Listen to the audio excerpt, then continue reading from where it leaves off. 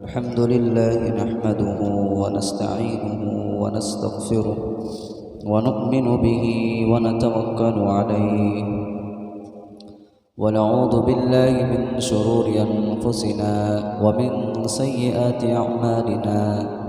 من يهده الله فلا مضل له ومن يضلله فلا هادي له وأشهد أن لا إله إلا الله وحده لا شريك له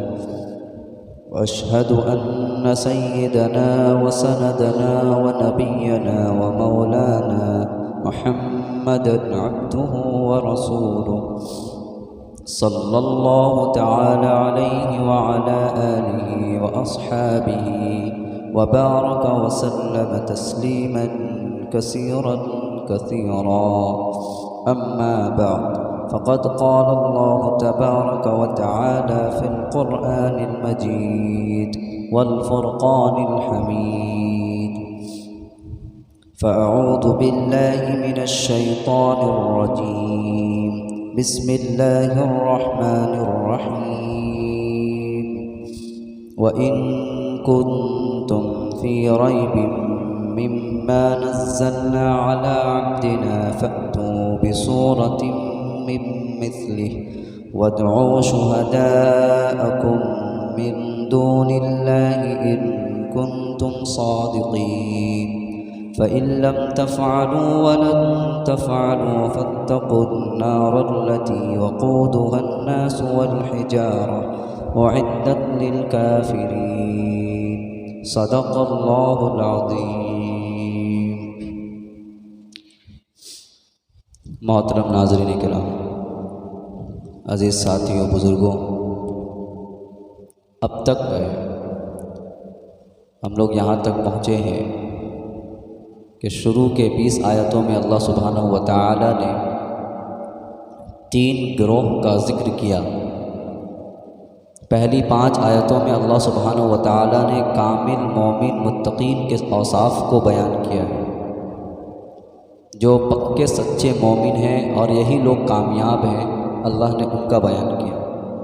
ان کے بارے میں. پھر 2 آیتوں میں، 6 اور 7ویں آیت میں اللہ سبحانہ و تعالی نے پکے کافر کا بیان کیا، جو دل سے بھی اللہ اور اللہ کے رسول کو نہیں مانتے اور زبان سے بھی کہتے ہیں کہ ہم اللہ اور اللہ کے رسول کو نہیں مانتے. تو اللہ نے ان کے لیے دردناک اور بڑا عذاب اللہ نے تیار کیا. پھر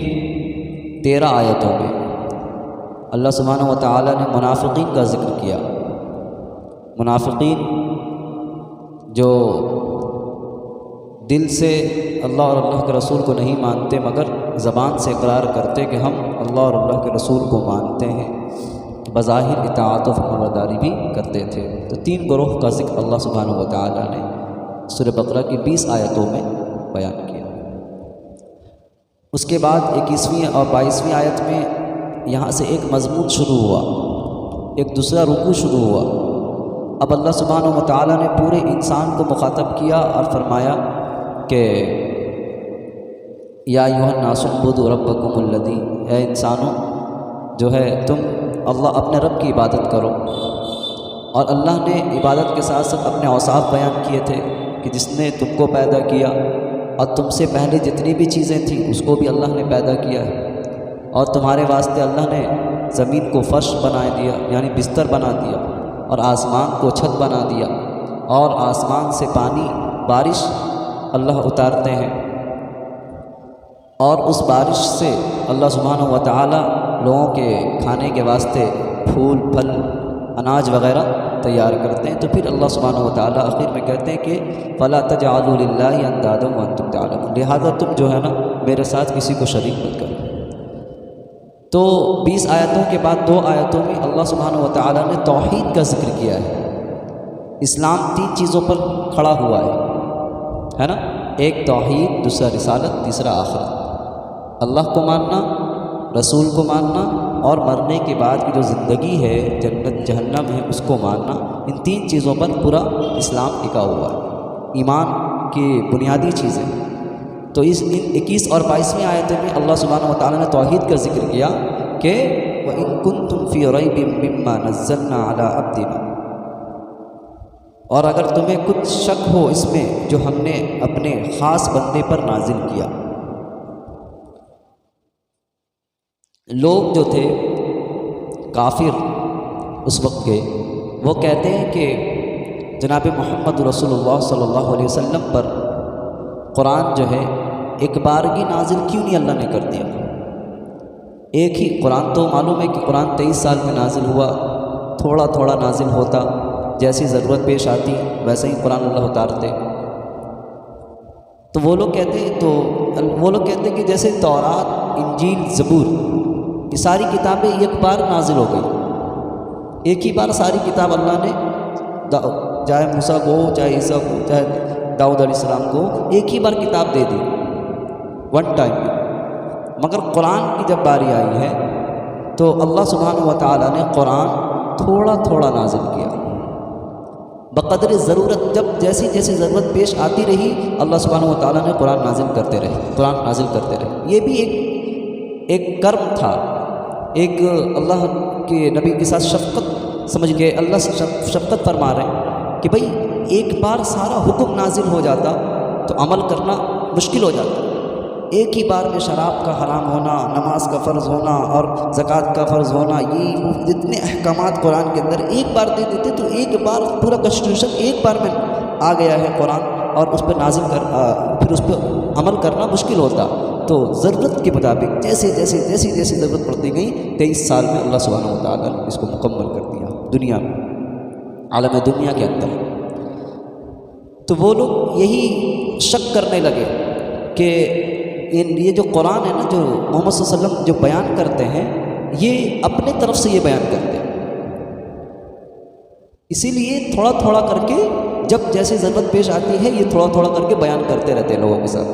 تو وہ لوگ شک کرنے لگے کہ نہیں، محمد جو قرآن بیان کرتا ہے یہ قرآن جو ہے یہ اپنے طرف سے بنا رہا ہے، اپنے طرف سے بناتا ہے۔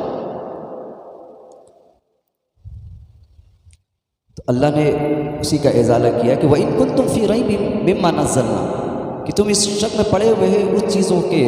اس چیزوں میں جو ہم نے اپنے بندے جناب محمد صلی اللہ علیہ وسلم پر نازل کیا، یعنی قرآن مجید۔ تو اس ازالہ کو دور کرنا تھا کہ قرآن جو ہے محمد صلی اللہ علیہ وسلم پر یک بارگی نازل، اگر تم یہ جانتے ہو، یہ سمجھ رہے ہو، تمہارا یہ ذہن یہ تسلیم کرنے کو تیار نہیں ہے کہ یہ اللہ کا کلام ہے، یہ تم سوچ رہے کہ محمد بنا کر اور لاتے ہیں، تو یہ تمہارا سوچنا غلط ہے۔ تو اللہ سبحانہ و تعالیٰ آگے ایک چیلنج دے رہے ہیں، اسی 23ویں آیت میں چیلنج دے رہے ہیں، ٹھیک ہے تم کہتے ہو کہ محمد بنا کر لاتے ہیں، محمد کا بنایا ہوا ہے، محمد جو ہے یہ اشعار تیار کر رہے ہیں، شاعر کہنے لگے تھے کہ یہ شاعر ہے، یہ ایسے ایسے کلام کو پیش کرتا ہے، یہ شاعر ہے۔ تو اللہ بولتے ہیں ٹھیک ہے، آپ ایسا کہتے ہو کہ محمد بھی تم جیسے ایک انسان ہے، تم ایک انسان سے پیدا ہوئے، تم جیسے انسان ہیں، تمہارے ساتھ کھاتے ہیں، پیتے ہیں، رہتے ہیں ساتھ میں، سب چیز بشری تقاضا ہے ان کے ساتھ بھی، تم بھی ایک انسان ہو، وہ بھی انسان ہے، تو وہ کر سکتے تو تم بھی کر سکتے ہو۔ جب محمد کلام لا رہے ہیں، شاعر ہیں، تم شاعر کہہ رہے ہو کہ یہ اپنا کلام گڑھ رہے ہیں، تو تم بھی تو کر سکتے ہو۔ تو پھر تو اللہ اس آیت میں الا عبدنا، ہم اپنے بندے پر، مگر دیکھیے اللہ سبحانہ و تعالیٰ نے محمد صلی اللہ علیہ وسلم کو اپنا بنایا کہ ہم نے اپنے بندے پر نازل کیا، یعنی محمد صلی اللہ علیہ وسلم پر نازل کیا۔ تو ایک مطلب اس کی عظمت، اللہ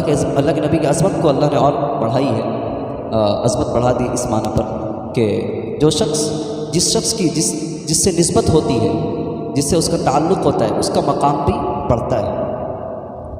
تو اللہ کے نبی کا تعلق اور نسبت کس سے؟ اللہ سے، اللہ نے اپنے اوپر لے لیا، تو اللہ کے نبی کا بھی مقام اور ان کی عظمت، ان کی رفعت بڑھ گئی۔ مثال کے طور پر ہر وہ چیز جس کی نسبت اچھی چیز سے ہو جاتی ہے تو اس کا مقام بھی بڑھ جاتا ہے، اس کی عظمت بڑھ جاتی ہے، اس کی اہمیت بڑھ جاتی ہے۔ مثال کے طور پر ہر شخص کپڑا خریدتا ہے، ہر شخص کپڑا پہنتا ہے، مگر کوئی شخص کپڑا اس لیے لے کہ ہم اس کو قرآن کا جزدان بنائیں گے، اس کو قرآن کا جزدان بنائیں گے۔ تو اب اس کو اگر کوئی قرآن کا جزدان بنا لے تو وہ کپڑا جو ہم پہنتے ہیں اور وہ کپڑا جو جزدان یعنی قرآن سے جو لگا ہوا ہے، قرآن سے جس کپڑے کی نسبت ہو گئی، تو بتائیے اس کا مقام بڑھے گا کہ نہیں، اس کی عزت کتنی بڑھ جاتی ہے۔ اس پہ پیر لگانا گوارا نہیں، اس کو زمین پہ رکھنا گوارا نہیں، اس کو گندے پانی سے دھونا گوارا نہیں۔ اس کے یہاں تک تو ایسے بھی لوگ ہیں جو اس کے گرے ہوئے پانی کو بھی نالی میں جانے نہیں دیتے کہ بھائی یہ جزدان کا گرا ہوا نچوڑا ہوا پانی، اس کی بھی اہمیت بڑھ جاتی ہے۔ تو جس چیز سے نسبت لگ جائے اور تعلق ہو جاتا ہے تو اس کا مقام بھی ویسا ہی بڑھ جاتا ہے۔ ایک لکڑی، اس کی کیا اہمیت ہے؟ اس لکڑی سے کوئی کرسی بناتا ہے، کوئی پلنگ بناتا ہے، کوئی فلاں چیز بناتا ہے، مگر اسی لکڑی سے اگر رحل بنا دیا جائے تو اس کا مقام بڑھ جاتا ہے، اس کی عزت بڑھ جاتی ہے، اس کا مرتبہ بڑھ جاتا ہے۔ بعض بزرگوں نے کہا ہے کہ بعض شخص جو ہے رحل کو تکیہ بناتے ہیں، کبھی کبھی دیکھیں ہوں گے آپ نے دیکھا ہوگا کہ رحل کو رکھ کر سر رکھ کے سو جاتے ہیں۔ بزرگوں نے منع فرمایا، اس لیے منع فرمایا ہے کہ بادشاہ کے گھوڑے پر بادشاہی کو سوار ہونا چاہیے۔ تو قرآن بادشاہ ہے اور رحل اس کے سواری ہے، تو یہ جو ہے یہ صحیح نہیں ہوگا، اس کے ساتھ اس کا حق ادا نہیں ہوگا کہ ہم جیسوں کا سب اس رحل پر جائے، اس سواری پہ جائے جس کا سوار قرآن ہے۔ بزرگوں نے یہاں تک احتیاط کیا، تو رحل کا بھی احترام ہمیں کرنا چاہیے، جہاں تہاں اس کو رکھ نہیں دینا چاہیے، اس پہ سر رکھنا نہیں چاہیے، اس پہ سونا نہیں چاہیے، اس کا بھی احتیاط کریں۔ تو اللہ نے یہاں پہ علی عبدنا فرمایا کہ وَإِن كُنتُمْ فِي رَيْبٍ مِّمَّا نَزَّلْنَا عَلَىٰ عَبْدِنَا، تم اس چیز میں شک میں پڑے ہوئے ہو جو ہم نے نازل کیا ہے اپنے بندے یعنی محمد صلی اللہ علیہ وسلم پر۔ یہ کافر کو اللہ کہہ رہے ہیں جو انکار کر رہے تھے اور کہہ رہے تھے، کیا کہہ رہے تھے کہ یہ محمد صلی اللہ علیہ وسلم اپنی طرف سے قرآن کو لا رہے ہیں، یہ شاعر ہیں، اپنی طرف سے قرآن بیان کر رہے ہیں۔ تو ٹھیک ہے بھائی، چلو اب تم یہ دعویٰ کر رہے ہو کہ محمد جو ہے اپنی طرف سے لاتے ہیں، تو تم بھی ایک انسان ہو، ٹھیک ہے محمد لاتے ہیں تو تم بھی لاؤ۔ اللہ سبحانہ و تعالیٰ آگے چیلنج کر رہے ہیں، تحدی جسے بولتے، چیلنج کیا ان لوگوں کو، فَأْتُوا بِسُورَةٍ مِّن مِّثْلِهِ، ایک صورت لے آؤ۔ بولتے ہو نا، بول رہے کہ محمد جو ہے نا شاعر ہو گئے ہیں اور یہ اپنے طرف سے لکھ کر کے لا رہے ہیں، اپنے طرف سے اشعار بنا رہے ہیں اور قرآن کو پیش کر رہے ہیں، قرآن نہیں، اللہ کلام نہیں، یہ تو خود کا گڑا ہوا ہے۔ تو ٹھیک ہے بھائی چلو، اللہ کہہ رہے فَأْتُوا بِسُورَةٍ مِّن مِّثْلِهِ کہ ایک صورت لے آؤ، ایک صورت۔ ایک جگہ تو پہلے تو اللہ سبحانہ وتعالیٰ قرآن میں آگے ملے گا کہ پہلے اللہ نے یہ کہا تھا کہ قرآن جیسی قرآن جیسا لے آؤ، قرآن کی جیسا لے آؤ۔ دیکھا کہ کوئی قرآن کے جیسا بھی لا نہ سکے، قرآن کے جیسا کوئی نہیں پیش کر سکا، قرآن کی طرح کوئی اس وقت کی جو ہے نا سب فصاحت و بلاغت، اس وقت کے جتنے بھی لوگ تھے سعودیہ میں، مکے میں رہنے والے، اس وقت عربی کے سب بڑے بڑے ادیب تھے، بڑے بڑے شعراء تھے اس وقت، ان کی لسانت، ان کی زبان، وہ سب کچھ ابھی بھی وہ عربی جتنے تھے وہ سب کو اجمی کہتے تھے، یعنی گونگا کہتے تھے، گونگا۔ آج بھی عربی والے اپنے کو عربی کہتے ہیں اور بقیہ اپنے علاوہ ملک کو لوگوں کو کہتے ہیں اجمی۔ اجم کے معنی گونگا کے، اجم مینس گونگا، تو ہم لوگوں کو گونگا بولتے ہیں، کیوں؟ اس وجہ سے کہ ان کو عربی نہیں آتی ہے اور ان کی زبان اتنی اچھی نہیں ہے۔ تو اس وقت بڑے بڑے فصیح، بڑے فصاحت و بلاغت اور بڑے شاعر اور شعراء بڑے بڑے موجود تھے۔ تو اس وقت اللہ سبحانہ و تعالیٰ چیلنج کر رہے ہیں کہ ٹھیک ہے تم لوگ تو بڑے ماہر ہو، لے آؤ فأتو۔ پہلے تو کیا ایک ملے گا آپ کو، اللہ سبحانہ و تعالیٰ کہ قرآن جیسا لے آؤ، تو قرآن جیسا دیکھا کوئی نہیں لا سکا۔ پھر اللہ نے فرمایا فأتو بعشر سور مثلہ کہ 10 صورتیں لے آؤ۔ پہلے تو قرآن دیکھا فیل، کوئی نہیں لا سکا، پھر بولا 10 صورتیں لے آؤ، فأتو بعشر سور مثلہ، اس جیسی 10 صورتیں لے آؤ۔ دیکھا کہ اس میں بھی نہیں ہوا، پھر اللہ سبحانہ و تعالیٰ نے کہا کہ چلو فأتو بعشر، فأتو بسورۃ من مثلہ کہ ایک ہی صورت لے آؤ۔ قرآن جیسا تو ہوا نہیں، 10 صورتیں بھی دی گئی تو 10 صورتیں بھی نہیں بنا سکے۔ اب آخر میں اللہ نے کہا چلو بھائی ایک ہی صورت بنا لو، ایک ہی لے آؤ۔ اور یہاں تک بس نہیں کیا اللہ نے، یہ تو اکیلے ہم اللہ بول رہے ہیں کہ آپ کوئی بھی جاؤ بنا کر کے لے آؤ، یہاں تک بھی چیلنج ہے۔ اللہ کا چیلنج ایسا ہے، اللہ فرماتے وَادْعُوا شُهَدَاءَكُم مِّن دُونِ اللَّهِ، اللہ کے علاوہ دنیا کے تمام لوگوں کو چاہو تو بیٹھا لو۔ قرآن کا معجزہ دیکھیے، یہ قرآن میں یہ اللہ کی کتاب ہے، اس میں کوئی شک نہیں ہے، اور اللہ سورہ بقرہ کی پہلی ہی آیت میں الف لام میم ذالک الکتاب لا ریب فیہ، اس میں کوئی شک کو شبہ نہیں ہے۔ اگر کسی کا ذہن جو ہے، جس ذہن میں کجی ہو، جس کا فہم میں کمی ہو، تو اس کی بات ہی الگ ہے، مگر قرآن کے اندر کوئی شک و شبہ نہیں۔ اس کے سمجھ میں غلطی ہو سکتی ہے، مگر قرآن کے ہر جتنی آیتیں ہیں، جتنے احکامات ہیں، جو اللہ کی کتاب ہے، اس میں کوئی شک کی گنجائش ہی نہیں۔ تو اللہ فرماتے ہیں کہ ٹھیک ہے، ایک صورت لے آؤ اور اس جیسی ایک صورت لاؤ، اور اکیلے نہیں، یہ اللہ اکیلے تم سے ہوگا بھی نہیں۔ تم ایک کام کرو، وَادْعُوا شُهَدَاءَكُمْ، اپنے سب جتنے تمہارے بڑے بڑے کانفرنس کر لو، پورے لوگوں کو بیٹھا لو اور سب بیٹھ کر کے ایک صورت لے آؤ اللہ کے علاوہ، من دون اللہ، اللہ کے علاوہ تم جتنے لوگوں کو چاہو اپنے۔ اور یہاں بعض مفسرین نے یہ بھی لکھا ہے کہ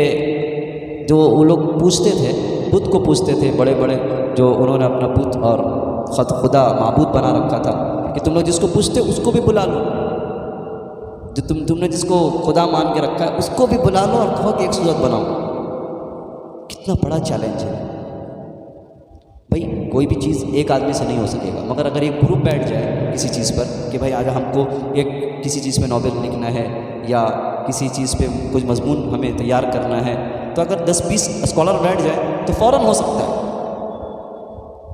تو اس میں شک نہیں ہے۔ تو دیکھیے اللہ سبحانہ و تعالیٰ نے جو دعویٰ کیا ہے، اللہ نے جو چیلنج کیا ہے، ہر عقل والا اور ایک بیوقوف، بڑا سے بڑا فہم رکھنے والا ہو، بڑا سے بڑا ذہن کا تیز ہو، اور ایک دم ہی کم ذہن کا بھی انسان ہو، تو دیکھیے گا کہ جو چیلنج اللہ نے کیا ہے، اس چیلنج سے سبھی کو سمجھ میں آ جائے گا کہ نہیں، قرآن سچی کتاب ہے، قرآن سچی کتاب۔ بھائی کون اس بیوقوف کو بھی بولو کہ تم بیوقوف کو بھی یہ بتا دیا جائے کہ ٹھیک ہے، تم کو بھی یہ بات سمجھ میں آ جائے گی کہ ہم نے ان کو چیلنج کیا کہ ایک صورت لے آؤ، تو وہ ایک صورت بھی نہ لا سکے، تو بولا نہیں، کہ ایک صورت پوری عرب کے بڑے بڑے فصیح اور فصاحت و بلاغت کے جو ماورا تھے، جو بہترین انداز میں شعراء تھے،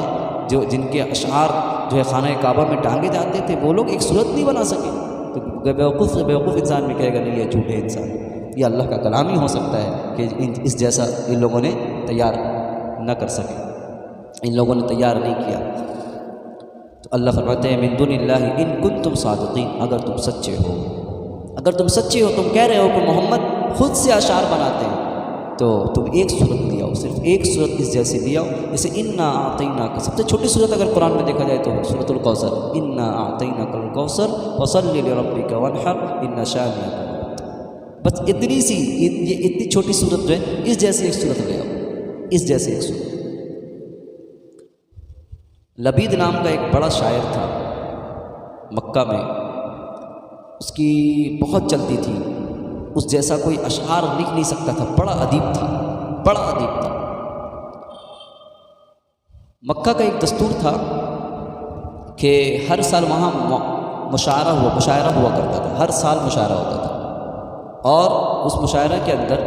جس شاعر کا شعر فرسٹ آ جاتا ہے، یعنی فرسٹ ڈویژن جس کا ہو جاتا، تو اس کے اشعار کو خانہ کعبہ میں ٹانگ دیا جاتا تھا۔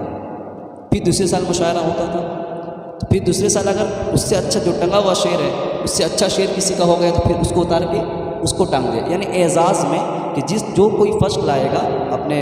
اشعار میں، شعر جس کا اچھا ہوگا، اس کے شعر کو لے کر کہاں ڈالا جائے گا؟ خانہ کعبہ میں لٹکا دیا جائے گا۔ تو ایک صاحب نے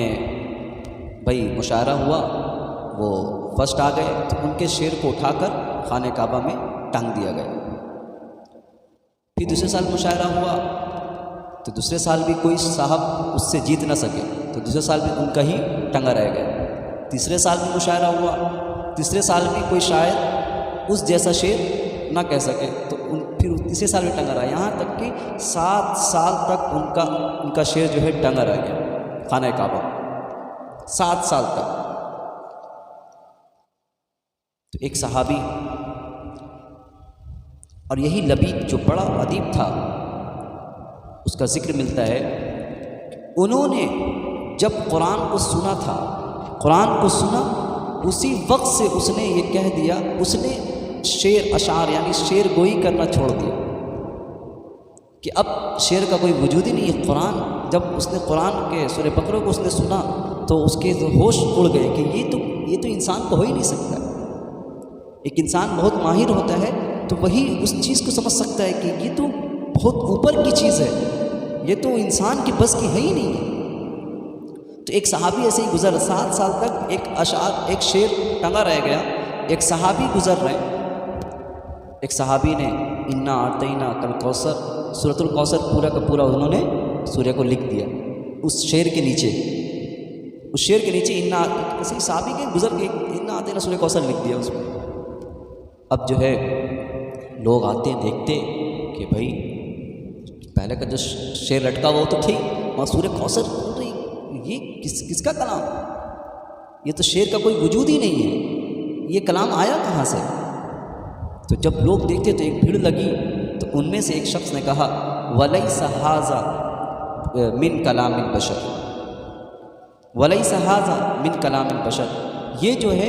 بشر کے کلام ہے ہی نہیں ہے، یہ انسان کا کلام ہے ہی نہیں، یہ تو بشر سے اوپر یعنی اللہ کا کلام ہو سکتا ہے، مگر یہ کسی انسان کا کلام نہیں۔ تو اللہ سبحانہ و تعالیٰ نے تو جو قرآن نازل کیا جناب محمد رسول اللہ صلی اللہ علیہ وسلم پر، اس میں کوئی طرح کا شک نہیں ہے۔ تو انہوں نے شک یہ کیا کہ بھئی کہ محمد اپنی طرف سے بنا کر لاتے ہیں، تو اللہ نے کہا تم یہ کہتے ہو تو تم بھی بنا کر لاؤ، تم بھی لے آؤ بنا کر۔ پورا قرآن نہیں، 10 آیت ہی صحیح، 10 آیت بھی نہیں تو ایک ہی صورت لاؤ، تو کوئی نہ لے۔ تو قرآن کا یہ معجزہ ہے۔ ساری کتابیں، سارے معجزات دوسرے نبی کو جو دیے گئے تھے، جب نبی گئے معجزہ چلا گیا، نبی گئے معجزہ چلا گیا، مگر جناب محمد رسول اللہ کا یہ قرآن ایک معجزہ ہے کہ اللہ کے نبی کی دنیا سے پردہ فرما گئے، رخصت فرما گئے، مگر ان کا معجزہ اب تک باقی ہے، وہ قرآن کے سورت، قرآن کے سورت۔ تو اب دیکھیے یہاں تک بات آ گئی کہ چلو بھائی ایک صورت لے کر کے آ جاؤ کہ ایک ہی صورت صحیح، اگر تم چاہتے ہو، تم شک کرتے ہو تو ایک صورت لے آؤ۔ 24ویں آیت میں اللہ سبحانہ و تعالیٰ فرما رہے ہیں فَإِن لَمْ تَفْعَلُوا، فَإِن لَمْ تَفْعَلُوا، پھر اگر نہ لا سکو، ایک تو بیان کر دیا کہ لے آؤ، پھر اللہ 24ویں آیت میں اللہ فرما رہے اگر تم نہیں لا سکے ایک ہی صورت صحیح، فَإِن لَمْ تَفْعَلُوا، اگر تم نہ لا سکے، اور اللہ پھر کہہ رہے وَلَمْ تَفْعَلُوا، ہرگز تم لا بھی نہیں سکو۔ ایک تو کہتے کہ تم نہیں لا سکو گے، چلو ہٹاؤ، یہ قرآن کا ایک اور معجزہ یہ ہے کہ تم لا بھی نہیں سکو گے، ہرگز نہیں لا سکو گے، یہ اللہ فرما رہے ہیں قرآن کے اندر۔ یہ کلام تو انسان کا ہے ہی نہیں، تم کوشش کر بھی لو تو ہو ہی نہیں سکتا ہے، اور ایسا ویسا نہیں، ہرگز نہیں ہو سکتا۔ فَإِن لَمْ تَفْعَلُوا وَلَن تَفْعَلُوا، تو بس اگر تم نہ کر سکو، اور اللہ فرما رہے ہیں کہ وَلَن تَفْعَلُوا، تم ہرگز نہ کر سکو گے، تو ڈرو فَاتَّقُوا النَّارَ الَّتِي، تو ڈرو اس آگ سے جن کا ایندھن